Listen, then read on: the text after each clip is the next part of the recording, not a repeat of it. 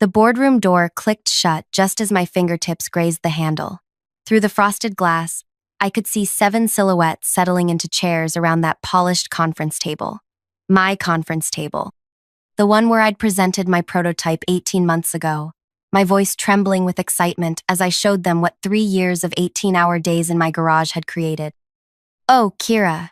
The voice behind me belonged to Broderick Hayes, the VP of Strategic Development. His tone carried that particular brand of corporate condescension that makes your skin crawl. "Sorry, but this is C-suite only. We're handling the client presentation internally." I turned around slowly, keeping my expression neutral even though something was dying inside my chest. "Of course," I said, forcing what I hoped looked like understanding. "I'll wait outside." The thing is, I'd built that technology from the ground up. Every algorithm, every interface, every breakthrough that made our system 30% faster than anything else on the market, that was me. When they acquired my startup for what seemed like life-changing money back then, I stayed on as what they called a senior consultant, a deliberately vague title that let me work in the shadows while they paraded around in suits, taking credit for innovation they couldn't even properly explain. But this wasn't just any client meeting. The $50 million contract they were about to discuss belonged to Elias Morton, the original investor who'd believed in my vision when everyone else called it impossible. The man who'd sat in my cramped garage office, drinking terrible coffee from mismatched mugs, while I walked him through wireframes sketched on napkins. "My name is Kira Thorne. I'm 28 years old, and until that moment, I thought I could stomach anything for the sake of financial security. I was wrong." Let me pause here for a moment. Before I go any further, could you take a few seconds to tell me in the comments where you're watching from? Because I want to know how far my story has reached people who might be going through something similar. And please hit that like button and subscribe for more stories like this one. Because what I'm about to tell you changed everything for me. And maybe it can help you too. The hallway felt endless as I walked away from that boardroom. My heels clicked against the marble floor, each step echoing like a countdown. I could hear muffled voices starting the presentation through the walls. They were using my slides, my research, my 3 years of failed experiments and breakthrough moments. They were selling my dreams to the one person who'd helped me build them. I made it to my office, a cramped space tucked away in the corner of the building. Nothing like the windowed offices the executives occupied. I sat down at my desk and stared at the single photo I kept there. Me and my dad in his workshop when I was 12, both of us covered in grease, grinning over some broken engine we'd managed to fix together. He died before he could see what I'd built, but he always told me that the best revenge against people who underestimate you isn't proving them wrong, it's proving them irrelevant. For the first time in 18 months, I wasn't thinking about keeping my head down or playing it safe. I was thinking about that clause buried deep in my acquisition contract. The one my lawyer had insisted on, even when I thought it was unnecessary. The clause that said if I ever felt the company was misrepresenting or misusing my technology, I retained certain rights. The presentation lasted 2 hours. I know because I watched every executive file out of that boardroom with smug satisfaction written across their faces. Broderick even had the audacity to give me a thumbs up as he passed my office, like I should be grateful to have witnessed their success from the sidelines. That night, I went home to my apartment and pulled out a box I hadn't touched since the acquisition. Inside were all my original notebooks, prototype sketches, and correspondence with Elias from those early days. Every late-night brainstorming session we'd had was documented in handwritten notes and email chains. Every breakthrough moment was time-stamped and signed by both of us. But more importantly, I still had his personal phone number. I called him at 11 p.m., not through corporate channels, not through intermediaries, but direct. The way we used to talk when I was just a woman with an impossible idea and he was the only investor crazy enough to listen. "Kira?" His voice was surprised but warm. "I wasn't expecting to hear from you tonight. The presentation today was impressive, though I have to say, something felt off about it." My heart started racing. "What do you mean?" "Well," he paused, and I could picture him in his home office, probably wearing one of those worn sweaters he favored for evening calls. The team seemed to struggle with some of the technical details. When I asked about the original inspiration for the core algorithm, they gave me a lot of corporate speak, but no real story. You know how much I value understanding the human element behind innovation. This was it. This was the opening I needed, but I had to be careful. I couldn't sound bitter or vindictive. I had to sound professional, concerned, and most importantly, truthful. Elias, I said slowly, can I ask you something? Do you remember our conversation about intellectual integrity? The one we had in my garage about how the technology industry has a problem with people taking credit for work they didn't do? The silence on the other end stretched just long enough to make me nervous. I remember, he said finally. Kira, are you telling me something I need to know? Over the next hour, I walked him through everything, not with anger or accusations, but with documentation.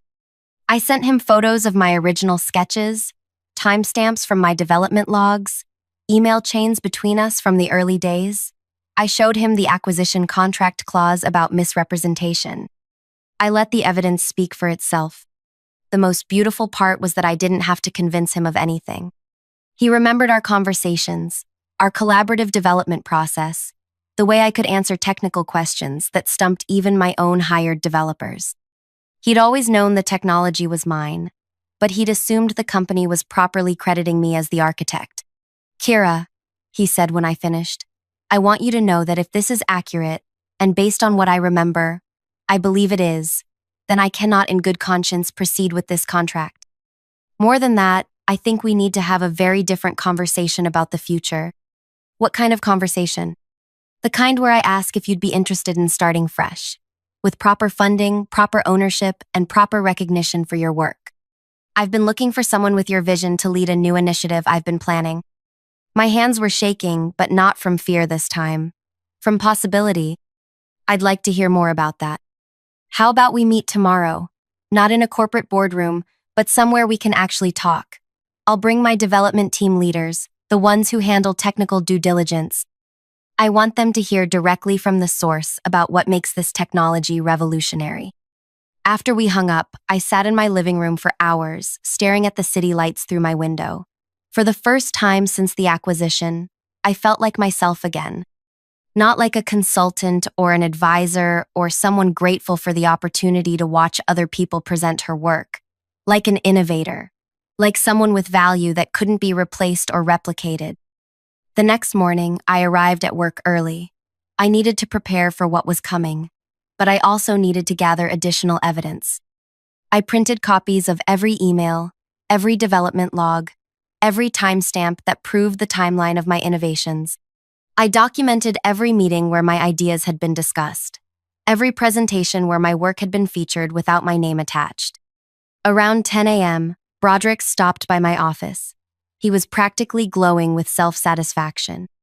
Great news, Kira, he said, leaning against my doorframe like we were old friends. The client is moving forward with preliminary discussions. The team really knocked it out of the park yesterday. That's wonderful, I replied, keeping my voice level. I'm sure everyone worked very hard to make it successful. They did.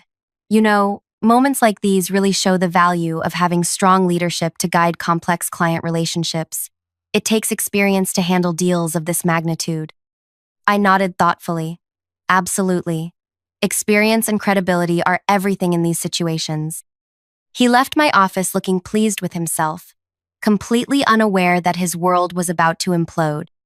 At noon, my phone rang. It was Elias. Kira, I've made my decision. I'm withdrawing from negotiations with your current company immediately. Their representation of the technology was misleading at best, and I won't work with organizations that misappropriate intellectual contributions. I understand, I said, though my heart was pounding so hard I could barely hear my own voice. But I have a proposition for you. I want to fund your new company, your technology, your leadership, your vision. I'm prepared to offer you initial funding of $15 million, with the potential for significantly more as you scale. You'd maintain majority ownership and complete creative control. The room seemed to tilt sideways. Elias, I don't know what to say. Say yes, then say goodbye to people who don't value what you've built. Yes, I whispered. Absolutely yes. Excellent. I'm sending formal withdrawal documentation to your current company this afternoon. I expect they'll want to schedule some emergency meetings to discuss what went wrong. What went wrong? As if it was some mysterious corporate puzzle, instead of the predictable consequence of excluding the actual creator from discussions about her own work. Within an hour, the entire executive floor was in chaos. I could hear urgent conversations happening behind closed doors, phones ringing constantly, assistants hurrying between offices with stacks of papers. The $50 million deal that had seemed like a guaranteed win that morning was evaporating in real time. Broderick appeared in my doorway again, but this time his expression was completely different. The smugness was gone, replaced by something that looked almost like panic. Kira, he said, stepping fully into my office and closing the door behind him. We need to talk. There seems to be some kind of misunderstanding with the Morton Group. They're claiming there were misrepresentations in our presentation. That sounds serious, I said, turning away from my computer to face him directly.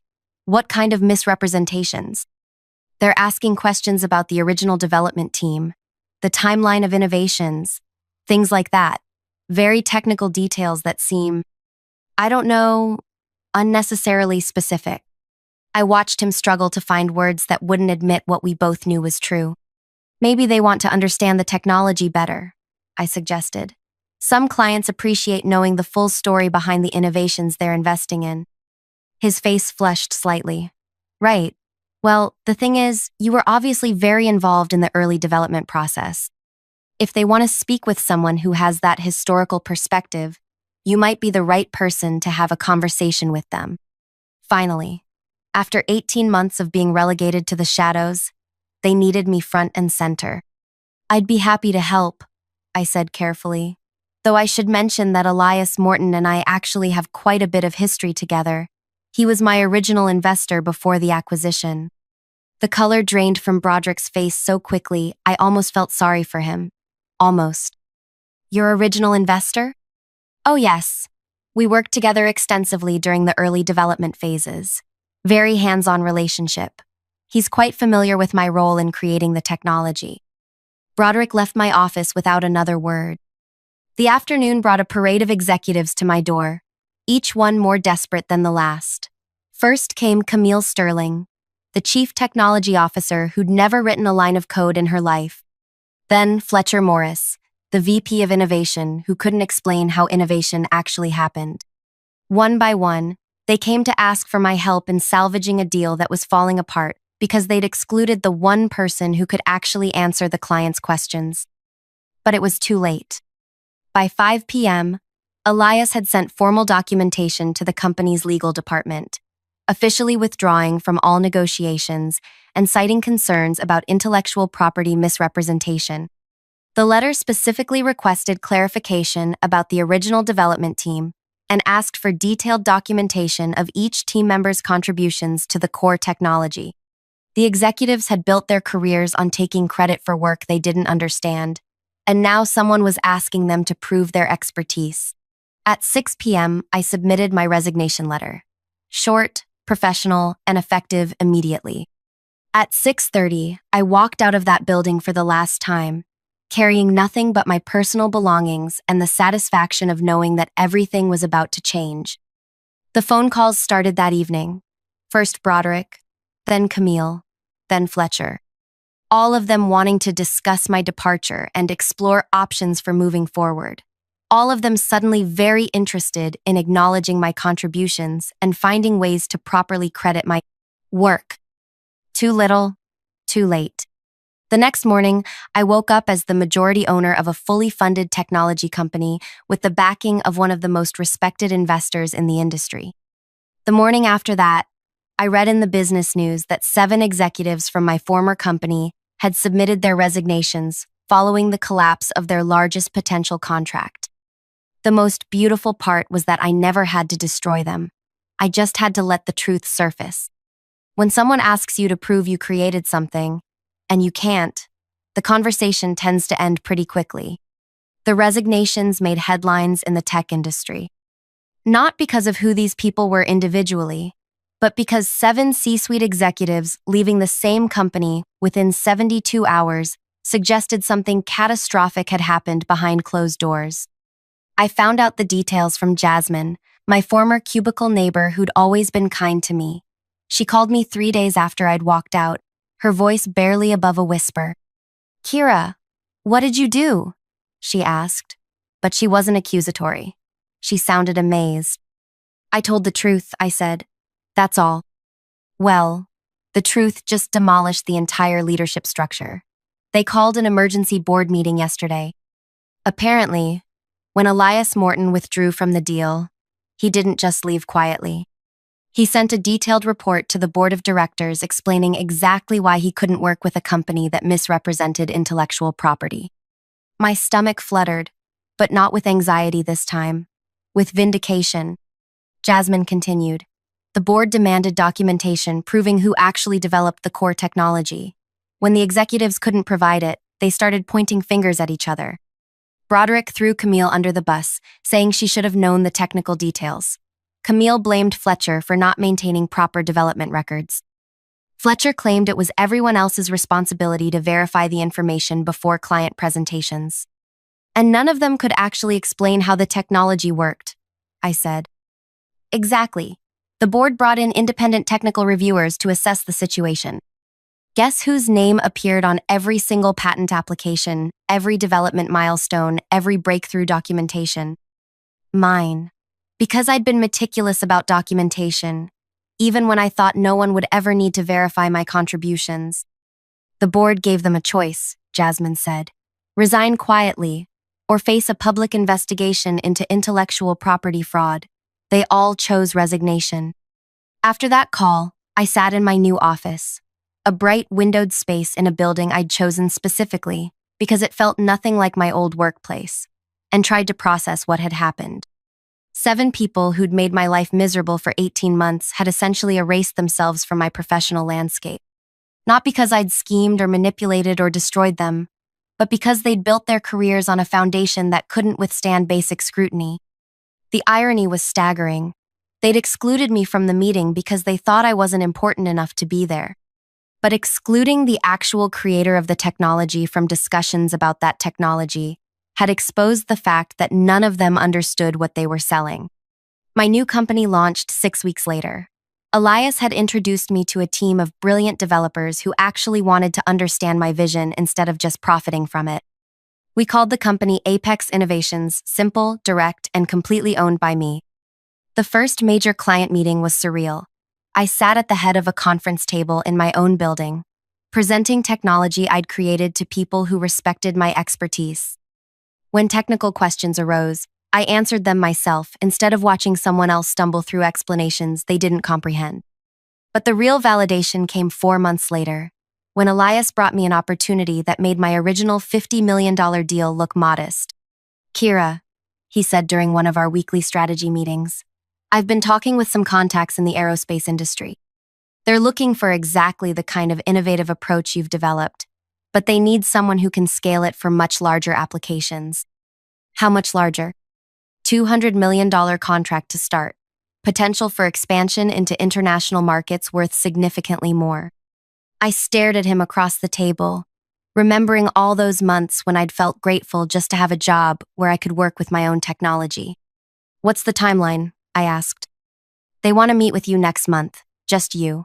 They specifically requested to work directly with the original innovator. The meeting took place in a conference room that overlooked the city skyline.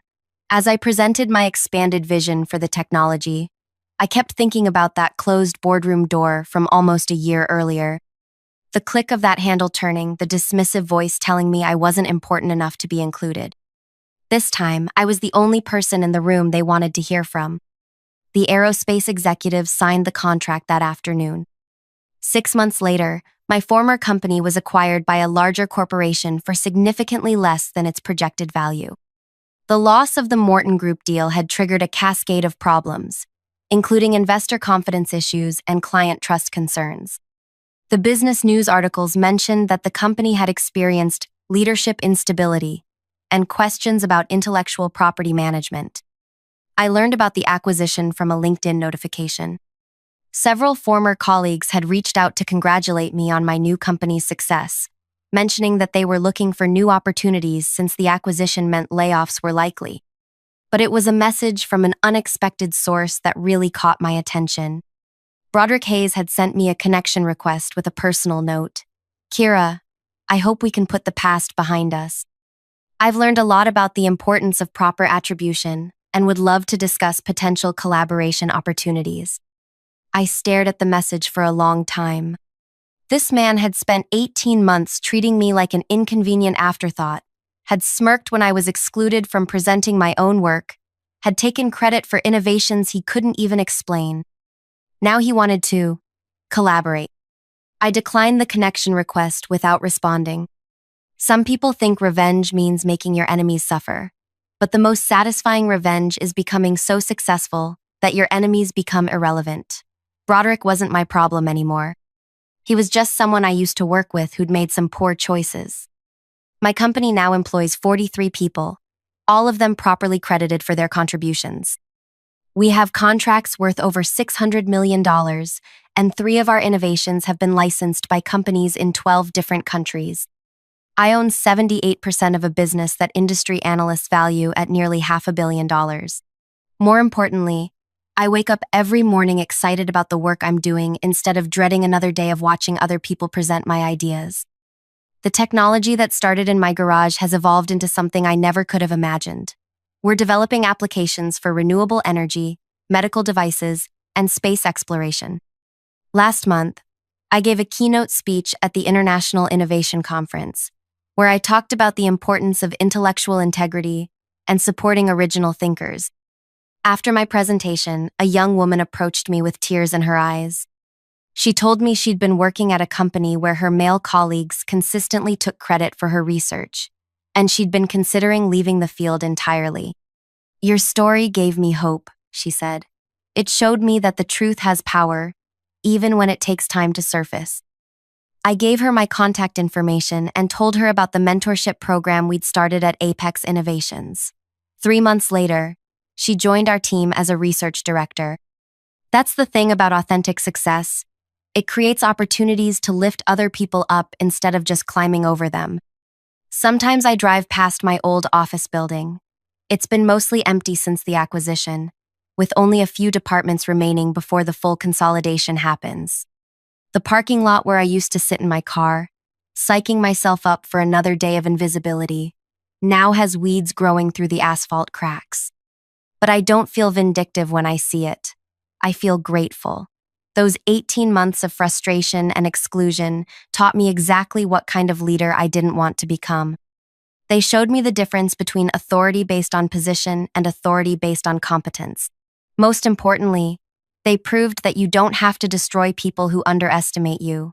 You just have to build something so undeniably excellent that their opinions become meaningless. The last I heard, Broderick was working as a consultant for small tech startups, helping them optimize their leadership structures. Camille took a position at a mid-level company doing project management. Fletcher moved into sales, where his lack of technical knowledge was less of a liability. They all landed somewhere. That's the thing about the corporate world. There's always another position for people who are good at managing without creating. But there's only one person who can claim to have built what I built, and that person is me. Looking back, I realized that the moment they closed that boardroom door, they didn't just exclude me from a meeting, they freed me from the illusion that I needed their approval to succeed. They forced me to remember that I'd built something valuable, not because of their guidance, but in spite of their interference. The girl who spent 3 years in a garage, surviving on determination and terrible coffee, didn't need permission to be brilliant. She just needed the courage to stop asking for it. If you're watching this and you're in a situation where people are taking credit for your work, or excluding you from opportunities you've earned, or making you feel like you should be grateful just to be in the room, listen to me carefully. Your value doesn't decrease because someone fails to recognize it. Your contributions don't become less significant because someone else presents them. Document everything. Keep records. Maintain relationships with people who understand your actual capabilities. And never let anyone convince you that being overlooked is the same as being unimportant. The truth has a way of surfacing, especially in our connected world where intellectual property and original contributions can be verified. People who build careers on other people's work are building on sand. Eventually, someone's going to ask them to prove what they claim to know, and that's when their foundation crumbles. Your job isn't to destroy them. Your job is to build something so authentic and excellent that when that moment comes, you're ready to show the world what you're actually capable of.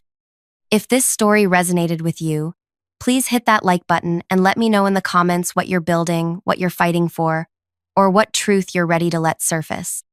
Subscribe for more stories about people who refuse to stay invisible, because these stories matter.